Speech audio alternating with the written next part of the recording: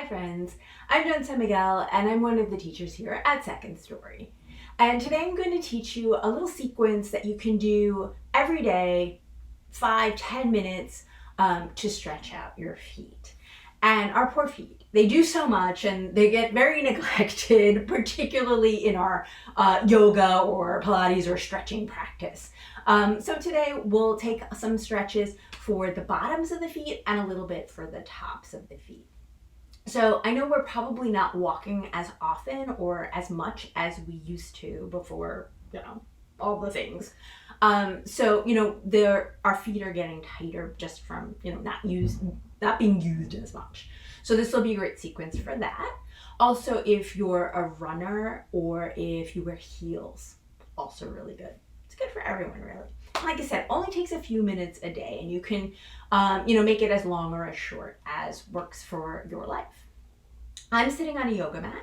You could just be on the floor or on the carpet, but I would recommend that you grab a blanket or a towel to put under your knees, just to make it more comfortable and if your knees are sensitive. You'll also need something to put your hands on.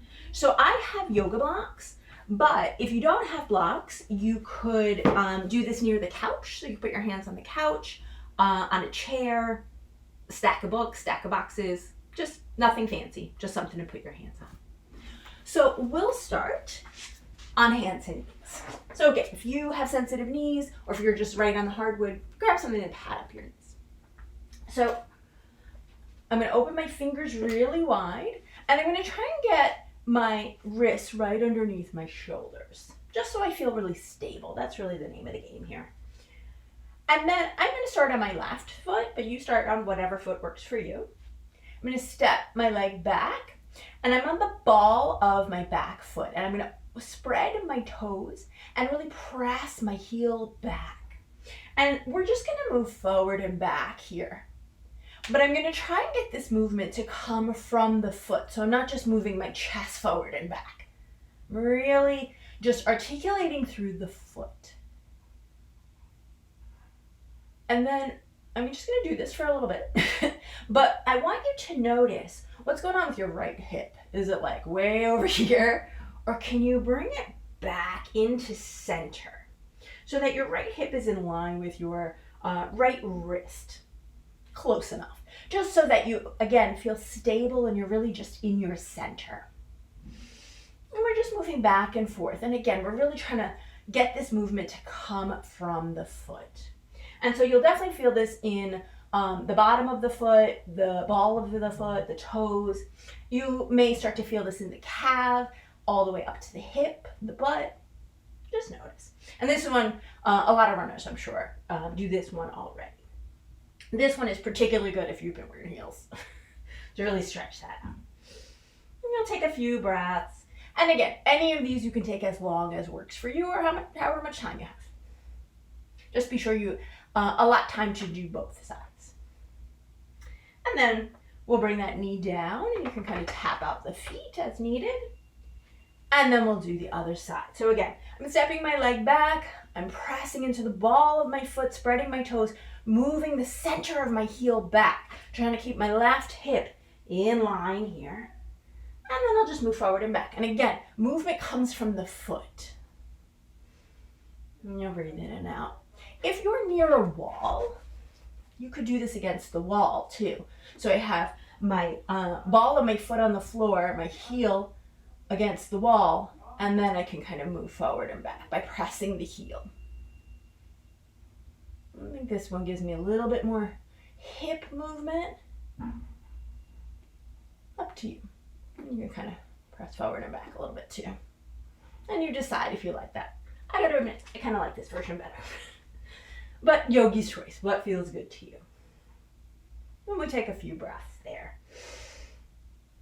Just moving forward and back. And again, just trying to keep the rest of the body, I was going to say isolated. Our bodies are connected. Every part of them are connected. So we're just trying to focus on the foot. I mean, things are going to move. But see if you can really just focus on this action of the foot. And then as you're ready, you'll bring that knee down, tap out the feet. And now this is where we're I'm gonna want something to put the hands on. So I got my blocks. It's gonna start by tucking the toes. So just like we did with the legs extended, get my balls of my feet under me, my toes are spread, heels, imagine that they're pressing back and also up. And then I'm gonna start to walk my hands back, keeping the feet as they are. This pose is sometimes referred to as screaming toe stand. So this might feel like a lot to sit up. If it does, bring your hands onto something to redistribute your weight so you're not straight down. And your feet are still tucked and you're still getting this stretch, but try and keep your spine sort of elongated. Try not to round so much, because the spine lengthening will help you to really press the balls of your feet down so you can really feel that stretch. And I'm setting a timer for 1 minute, but take it as long or as short as works for you. It can be 10 seconds, 30 seconds, up to you. Maybe you work up to a longer stretch. And then over time, you might walk back and sit on your heels. But again, can you keep your spine a little long, roll the shoulders back some so you're a little more stacked over the heels. That's really going to accentuate the stretching of the foot. And at any point you can readjust, breathe. That's the most important part. Don't forget to breathe. And if you do this one in particular every day, even for 10 or 15 seconds, you're going to see a huge difference in the flexibility of your feet. So I do try to do this one every day. Well, I'm not always successful, but I do try to do it because I notice it's a big difference. You'll see it pretty quickly. And that's a minute. So you'll easy come out of it, put your hands on something, and then you'll calm down. Easily untuck the toes. Definitely a place where you'll want to give it a little something here just to let that go. And if you had a block, a folded blanket, a stack of books, anything that you could sit on, but you don't need to, because we're just going to walk back, feet are untucked, and just sit on the shins.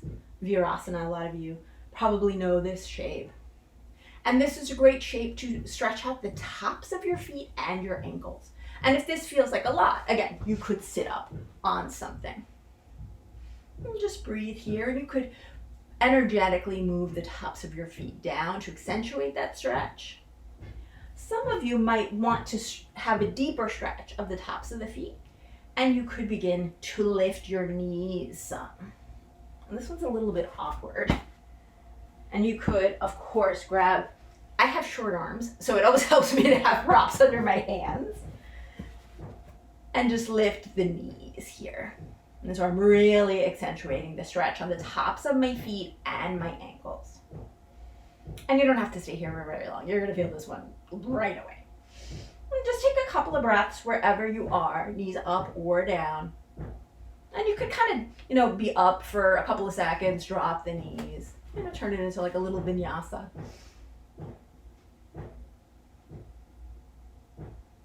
And then you'll let it go. Moving any props off to the side. Move your butt to one side. Just extend the legs long in front of you. You could give them like a little something, little love. And then just flex and point the feet. A couple of times. Just moving the blood and the energy around in there. And then roll the ankles in one direction. And then the other. And that's it. So if you take that little sequence, a couple times a week, you're really going to feel a difference in your feet. And again, you don't even have to do the whole thing. You could pick one part of it and do that for 1 to 5 minutes every day. Huge difference in your feet. Thank you all so much for watching. Again, my name is Jen San Miguel. I teach several times a week for the studio. I hope to see you in class, and take care. Shanti, shanti, shanti.